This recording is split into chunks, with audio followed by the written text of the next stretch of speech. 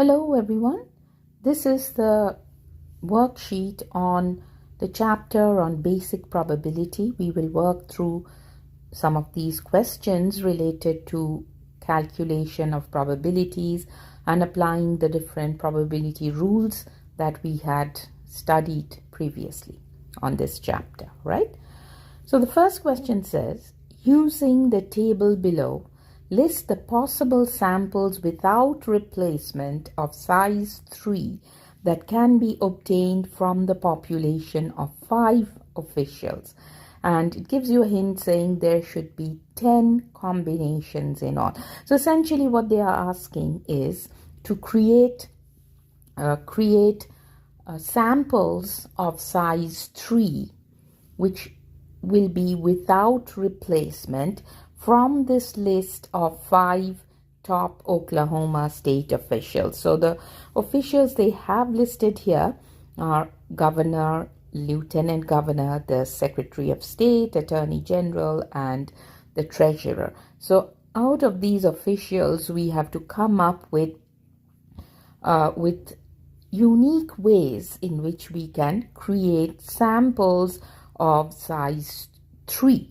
All right, so let's go through this exercise.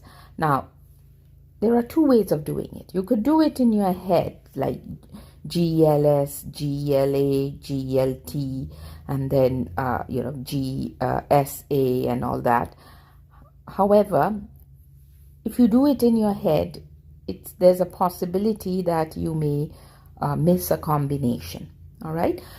So I have a method of going about it, which I'm going to show you here, and that way you can use that method if you want to, and make sure that you have covered all possible combinations of size 3 from this list of 5 officials. Okay, now the way I would go about it is first start with the governor.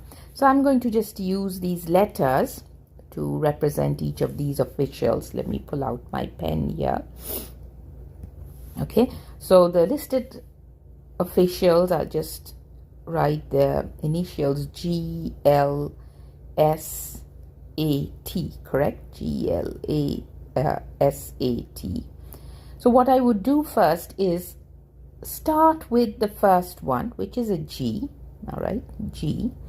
And then once I pick a G, let's say the governor was selected at the first draw, what are the other combinations or other selections that could be made in the second draw? All right, so we have to draw 3 times to get size 3, samples of size 3. We have to pick one person first, one official first, and then another draw to pick the second official, and then another draw to pick the third official.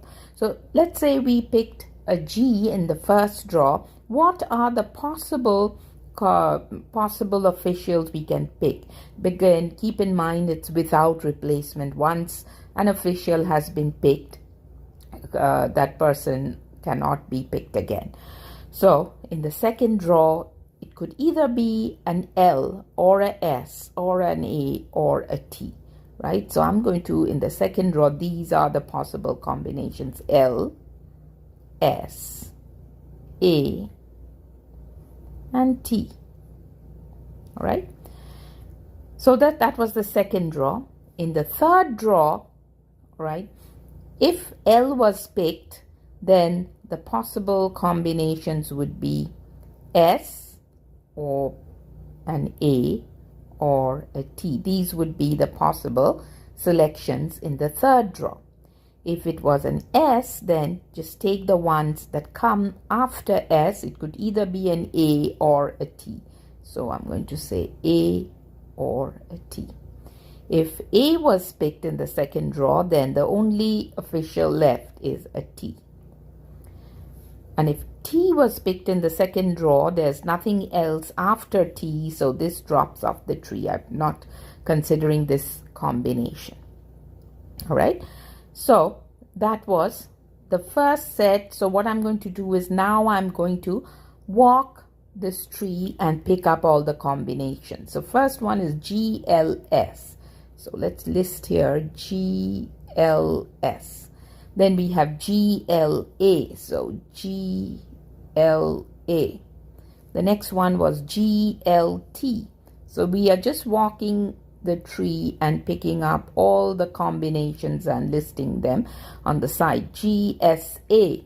So GSA. Then we have GST. So GST. GAT. GAT. Okay, so we have 6 combinations so far. We must have 10. So what we are going to do is all the combinations with G in it have been covered in this list. So we will not pick G anymore. We'll start another tree, this time starting with L. So if L is picked the next time, all right, then what in the first draw in our next tree, then what are the possibilities in the second draw? It could either be an S, it could either be an A, or it could be a T.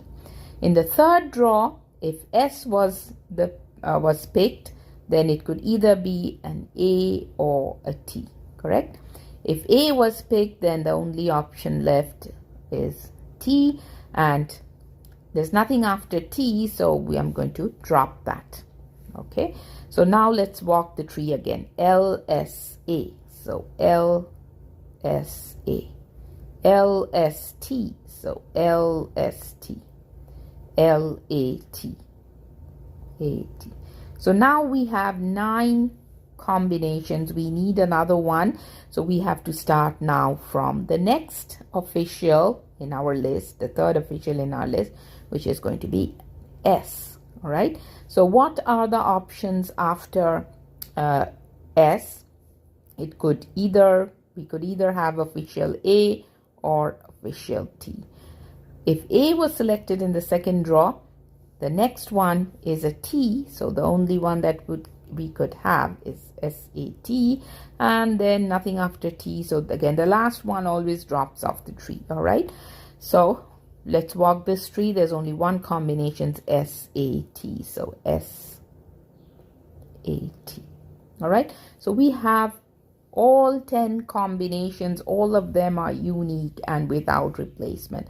So this is a good way to figure out all the possible combinations. This way you will not miss one. But if you try to do it in your head, then there's a chance that you may miss one. And it will not be all the combinations covered. And if you do not have all your combinations, then as you will see, the next few answers related to this problem will not be correct. So now let's answer some follow-up questions related to the list of possible samples that we just created. The question says, if a simple random sample without replacement of size 3 is selected, determine the probability that the governor, attorney general, and treasurer is selected. Now we are going to use the F over N rule. So the probability formula is still going to be F over N, but we have to figure out what N is and what F is. All right. Now N is the list of all possible samples that can be created of size 3 from a list of 5 officials here. And we already have that here. So N is going to be 10. All right. So our N is going to be 10. And F is going to be the combination with a governor, attorney general, and treasurer in it. So a GAT. So let's look at how many combinations or how many ways we can get a GAT out of a total of 10 possible sample combinations. So GAT occurs only once, correct? It only occurs only once, GAT. Any other GATs or AGTs or TAGs? No, right? So there's only one way that we can have a combination of the governor, the attorney, and the treasurer. So that's just one. So F is going to be 1. Okay, F is going to be 1. So it's going to be 1 out of 10, therefore 0.10. So the probability that in our selection we will have a governor, attorney general, and treasurer selected in our sample would be 0.1. The next one says what is the probability that the governor and treasurer are selected in the sample. So this time, as long as there's a governor and treasurer, all right, we should count that as part of our F. Again, the formula for probability is F over N, and we know N is 10 because 10 is the total number of samples, correct? Possible samples. But let's try to figure out what F would be, and we have to now look for combinations with a G and a T in it. So let's mark those. There's no G. There's a G here, but no T in the first one. There's a G, but no T again. This one here, GLT, all right, GLT is 1. And then GST is the second one. GAT is the third one. And there's no other G, right? So there are 1, 2, 3 ways that we can have a governor and a treasurer, 3 combinations. So it's going to be 3 out of 10, which is 0.30. And then part C says, what is the probability that the governor is selected in the sample? So probability is again F over N. N is 10, and we have 6 combinations with governor in it, right? GLS, GLA, GLT, GSA, GST, and GAT. So 6 ways that we can get a governor. There are 6 different combinations. So 6 upon 10, which is equal to 0.60. That's the probability. Okay, so that answers question 1. It was a question on basic probability, but it was important that we got all the combinations, and for that I would encourage or recommend you to use this tree model. Write it out, that way you will not miss a combination. Less likely you will miss a combination that way, because as you can see, if you, instead of 10 combinations, if you just have 8 or 9 combinations, if you happen to miss out one combination, then your N would be a different value, and all these questions would be incorrect in that case. Now the second question on this worksheet is on applying some of the probability rules that we had learned about, like the special addition rule, the general addition rule, and the complementation rule. What we have been given here is a percentage distribution of household income for households with home internet access. And as we can see in this table, we have the income groups listed in class interval form. So we have household incomes under 50,000, so 0 to 50,000, under 50,000, and 50,000 to 74,999, 75,000 to 149,999, and 150,000 plus. And then we have been given the percentage. So I guess the question asked in different households was if you have home internet access or not, and based on their income group, they found the frequency, and from there calculated the percentage of households who were in the income group under 50,000. So 47.5% of households had home internet access whose household income was under 50,000, and so on. And they've also listed the events. So they have denoted each of these household incomes as events A, B, C, D. All right, so let's go ahead and answer some of these questions. Now, since these are probability questions, we have to convert our percentage to decimal form, and that would give us the probability. All right, so what I'm going to do is in this last column of this table, I'm going to convert these percentage values to decimal values, and those will be the probability values.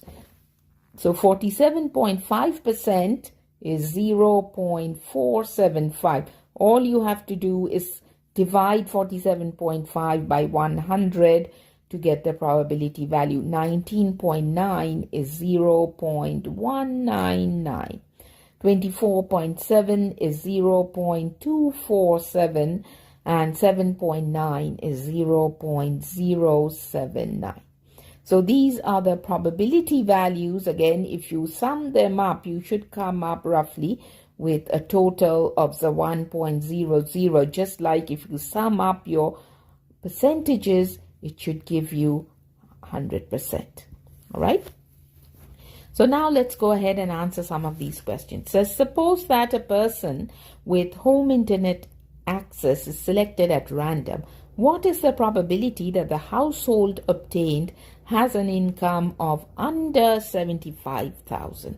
So they want to know the probability of selecting someone, a household, whose income is under 75,000. Now, under 75,000 would be these two intervals, not just one, not just 50,000 to 74,999 group. It would also include the group who fall under 50,000. All right, so under 75,000. So it would be the probability of A or B, correct? Under 50,000 is A, and 50,000 to 74,999 is B. So it's going to be a person could be selected from the under 50,000 group or from the next group 50 to 74,999. That would be probability of A or B. And when there is an or, then we have to add the two probabilities. So probability of A plus probability of B. So here we are applying the special addition rule. So probability of A is 0.475. So 0.475 plus probability of B is 0.199. So 0.199. And when we add them up, we should get a value of 0.674. All right, so we have applied the special addition rule here. Special addition rule. And they are also mutually exclusive. Right, and that's the reason we could apply the special addition rule, mutually exclusive. That means if A occurs, then B cannot occur. And if B occurs, then A cannot occur. That's what the mutually exclusive term means. And when it's that case, then we can go ahead and apply the special addition rule. So the probability of selecting somebody, a household with income under 75,000 is going to be 0.674. Right? Let me write that down here clearly. Probability of under 75,000 is 0.674. Now, the next question is 50,000 and above. So, 50,000 and above would be all these three, correct? The second interval, the third, and the fourth. So, it's going to be probability of B plus probability of C plus probability of D, correct?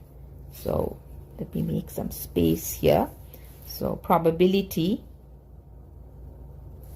Let's use a different color. probability of A or B, sorry, probability of B or C, I'm sorry. It's going to be probability of B or C or D. So probability of B or C or D.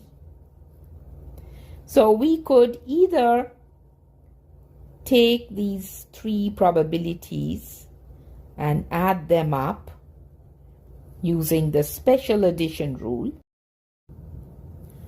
So you could either go ahead and add the probabilities of B, C, and D and get your answer, or you could use the complementation rule, which is 1 minus not 50,000 and above.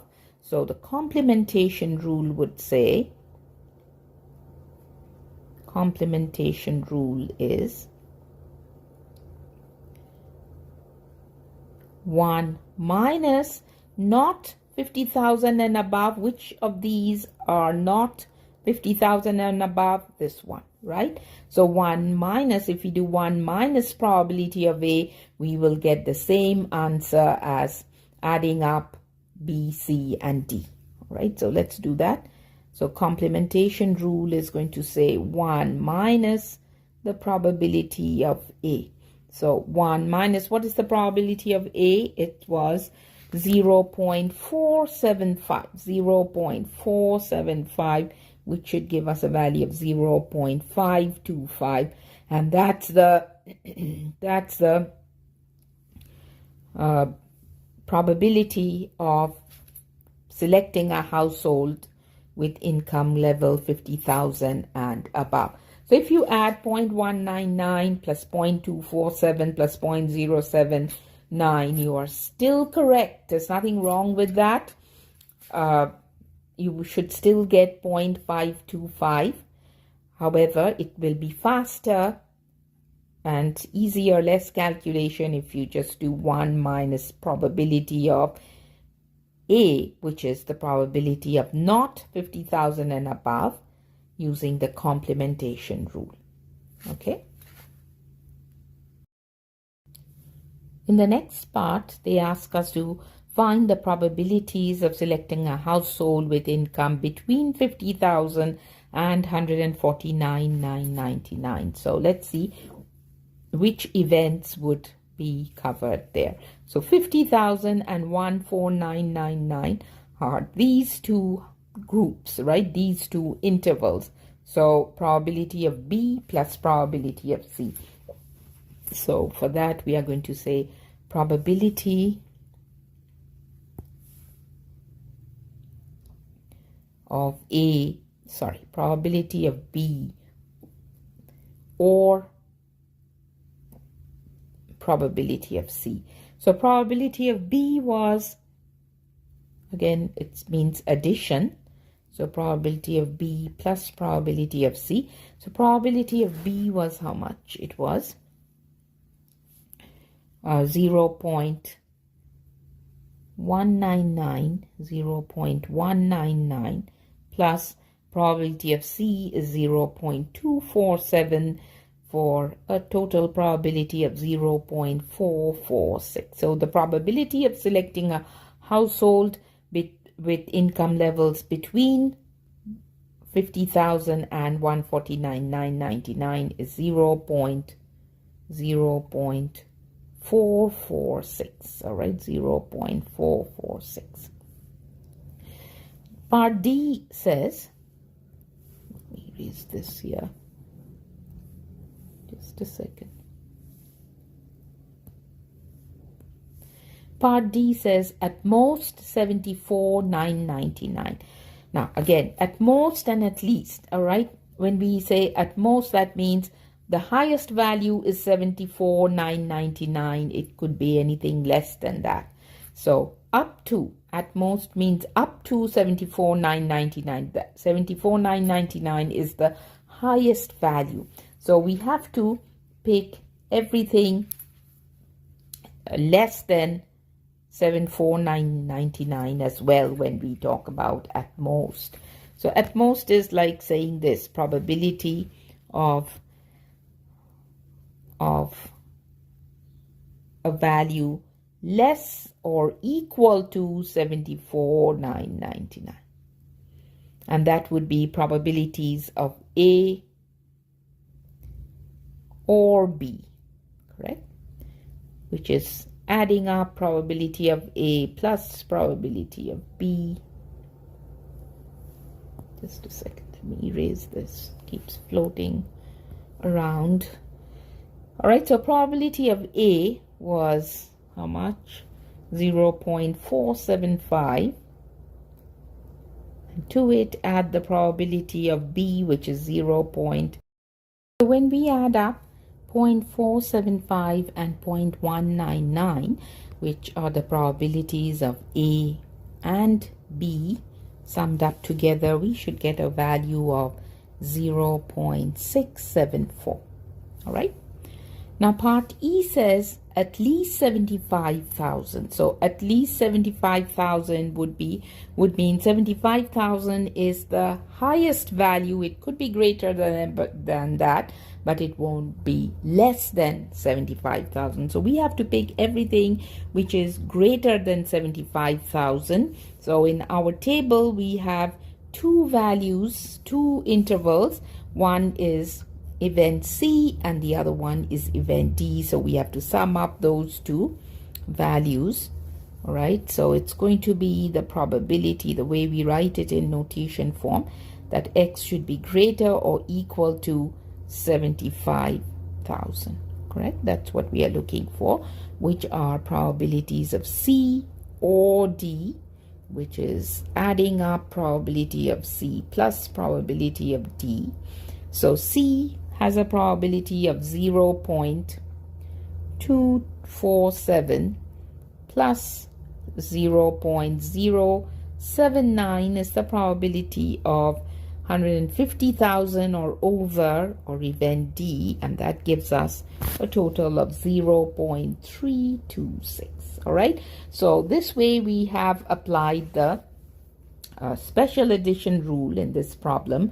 We've applied the special addition rule because all the events were mutually exclusive. All right, if you could not select somebody who would be in two or more income groups. All right, that's what made it mutually exclusive. So we used the special addition rule, and we also did an example where we applied the complementation rule. Right? We are now going to work on question number 3, which is a question on general addition rule. Previously, we worked on questions which applied the special addition rule. This one is going to apply the general addition rule, as you will see soon. Now, what is this question about? The following table provides a percentage distribution for the number of years the day laborers lived in the US at the time of the survey. So they are trying to find, the study is on what percentage of day laborers lived in the US for how many years. And on the first column, we have the years grouped, right? So less than 1, and then 1 to 2 years, 3 to 5 years, 6 to 10 years, 11 to 20, and 21 or more. And then we have the percentage values here. And in this third column, we have each of these years denoted by A, B, C, Ds, and so on. And finally, this empty column, the last column, will be populated with the probability values. How do we calculate the probability? If we are given the percentage values, then we can always convert the percentage values to decimals, and that would be our probability values, right?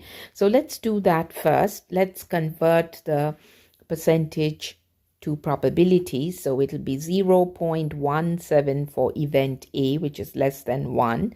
And then for event B, it would be 0.30.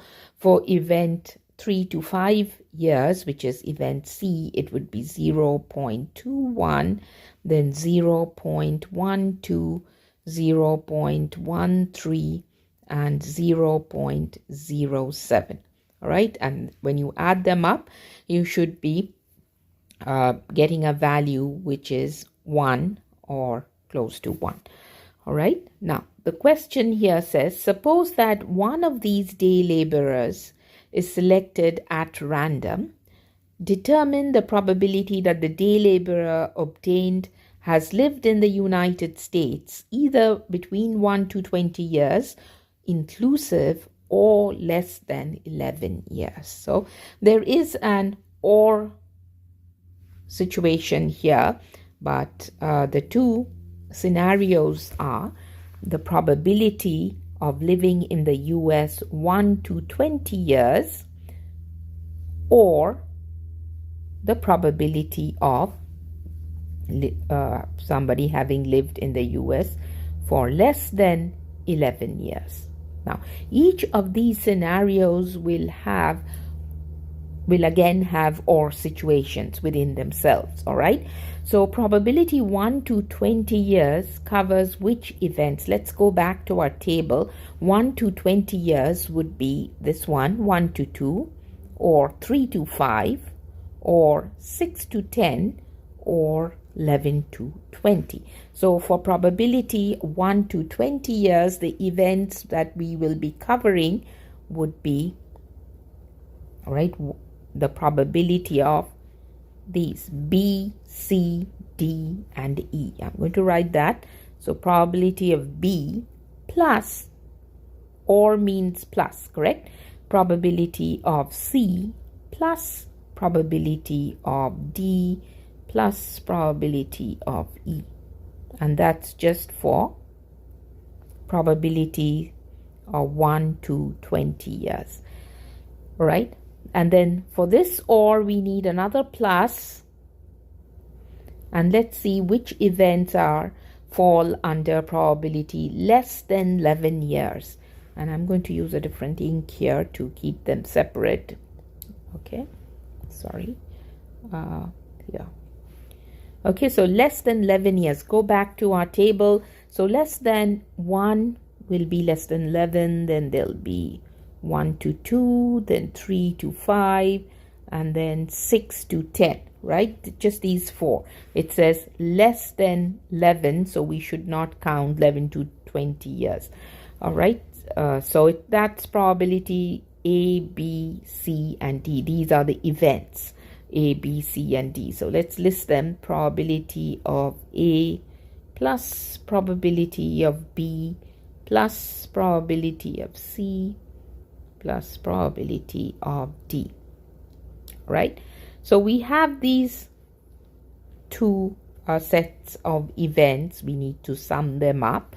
However, let's look if there is any intersection between these two scenarios. If there are any commonalities, then we will need to subtract that, and that's what the general addition rule is about. We have to exclude the common intersection, the common scenarios between the two events.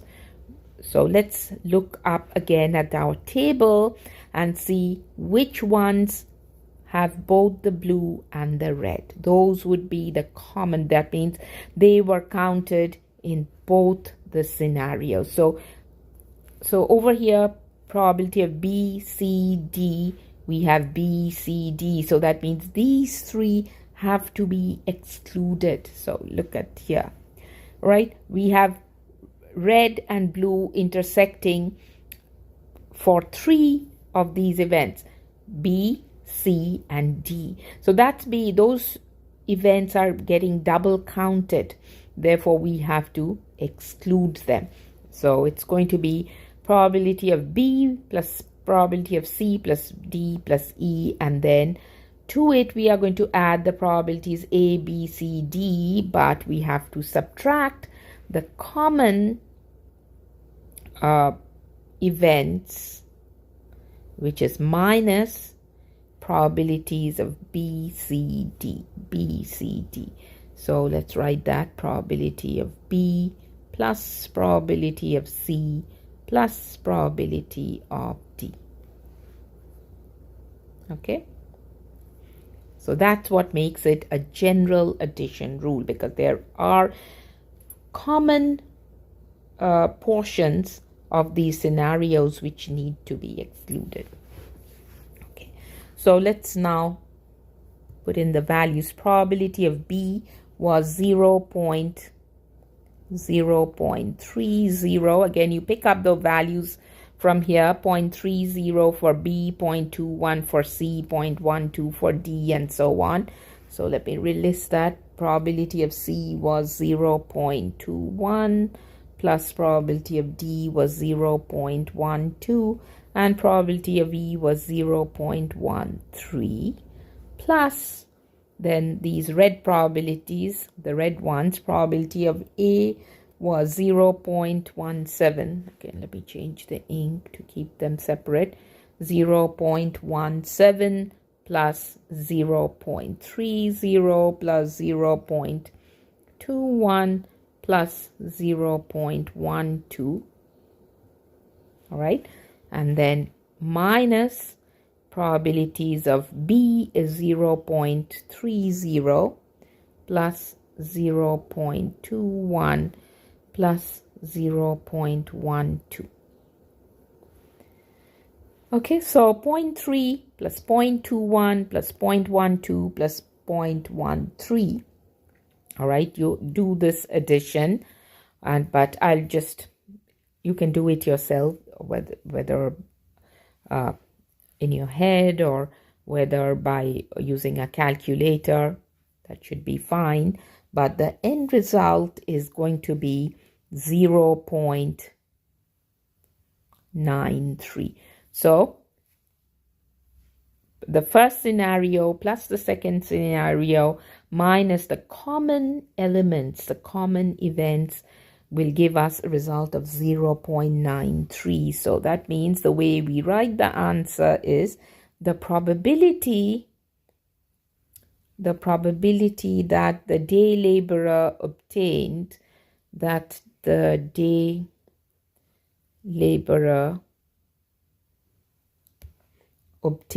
or selected, has lived in the US either between 1 to 20 years inclusive, or less than 11 years, is 0.93, right?